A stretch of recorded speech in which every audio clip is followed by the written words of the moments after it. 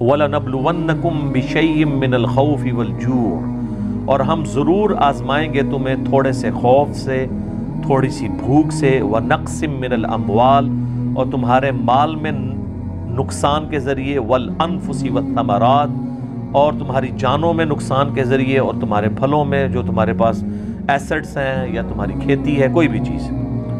وَبَشِّرِ الصَّابِرِينَ، اور پھر بشارت ہوگی جو صبر کر لیں گے۔ یعنی اللہ نے یہ کنفرم کر دیا ہے کہ آزمائے بغیر میں نے کو نہیں چھوڑنا۔ اب یہ ایک آیت اس بات کی متقاضی ہے کہ میں 1 گھنٹہ صرف اس آیت کے اوپر بولوں کہ اللہ تبارک و تعالیٰ نے انسان کو ضرور آزمانا ہے۔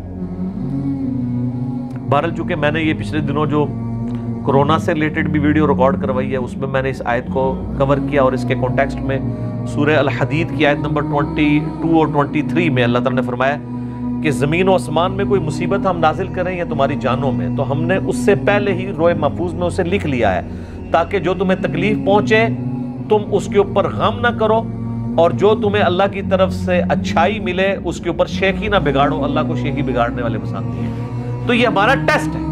سورۃ الانبیاء میں آیا کہ ہم اچھے اور برے حالات کے ذریعے تمہیں آزماتے رہیں گے، لیکن ہمارے لیے یہ ہے کہ صبر کرنا ہے۔ مبشر الصابرین، بشارت ہے صبر والوں کے لیے۔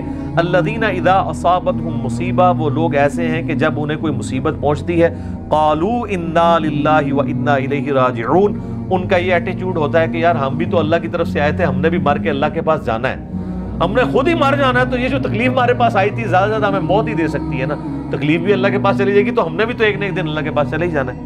کتنی زبردست دعا ہے کہ موت ہر چیز کا اینڈ کر دے گی۔ وہ جب جادوگروں کو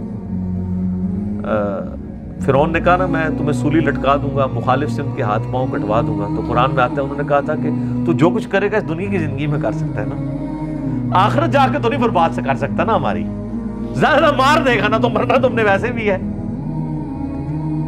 کیا تیری بات مان لیں تو پھر نہیں مریں گے، مرنا تو ہے ہی۔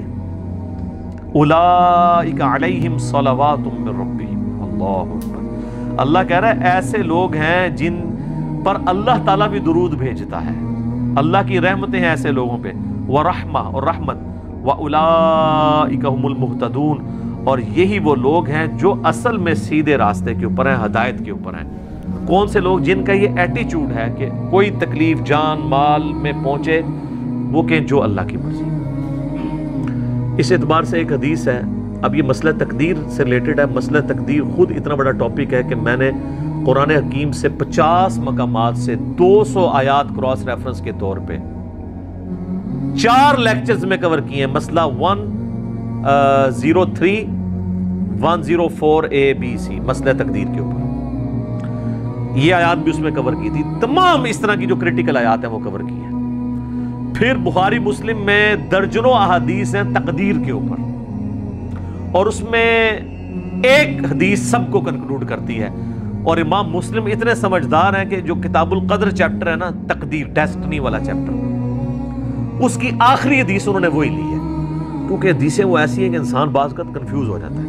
تو میں نے تقدیر کے لیکچر جو دیے ہیں اس میں وہ ساری حدیثیں جس سے لوگ قدریہ کی طرف چلے جاتے تھے یا جبریہ کی طرف، میں نے دونوں کا رد کر کے آپٹیمل سولوشن بتایا۔ وہ مسلم شریف کی حدیث بڑی زبردست ہے۔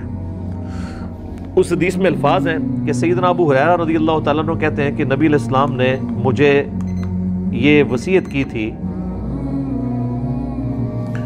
اے ابو ہریرہ اپنے لیے جو نفع مند چیز ہے اس کے لیے خوب کوشش کرو، نمبر 1۔ نمبر 2، پھر وَاسْتَعِن بِاللَّهِ، اللہ سے بھی مدد مانگنی ہے، خالی کوششوں پہ نہیں بیٹھ جانا۔ جو مولا علی کا قول ہے کہ میں نے اپنے ارادوں کے ٹوٹنے سے اپنے اللہ کو پہچانا ہے، کہ میں نے سب کچھ فٹ رکھا تھا لیکن اللہ کی مرضی کچھ اور تھی، کچھ اور ہی رزلٹ نکل آیا۔ اپنے لیے نفع مند چیز کے لیے پوری کوشش کرنا، وَاسْتَعِن بِاللَّهِ، پھر اللہ سے مدد مانگنا، پھر ساتھ فرمایا کاہلی نہ کرنا، سستی نہ کرنا۔ یہ نہیں ہے کہ پیپروں کی تیاری کی کوئی نہیں ہے اور خالی تسبیح پڑھی اور اینڈ تے فیل ہو کے کہتے ہیں جو اللہ دی مرضی، نہیں، یہ نہیں۔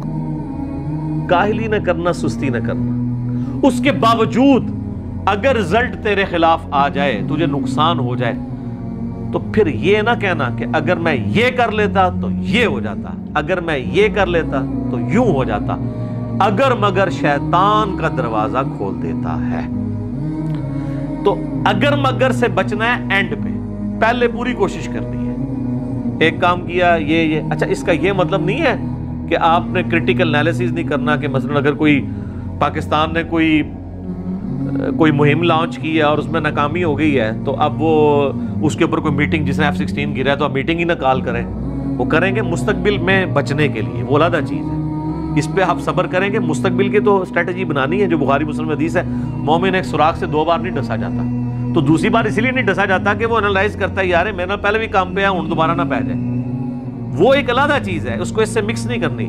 جو نقصان ہوا اس پہ کہنا ہے جو اللہ کی مرضی، کیونکہ سورۃ الحدید کی آیت نمبر 22 اور 23 ہے کہ اللہ تعالیٰ نے تمہارے نصیب میں چیز لکھی ہے جو تمہیں پہنچنے والی ہے، تمہاری جان میں ہو یا پوری انسانیت کے لیے، وہ تمہیں تکلیف آنی ہے. تمہارا ایٹیچیوڈ یہ ہے کہ ان اللہ مع الصابرین، تم نے کہنا ہے انا للہ و انا الیہ راجعون.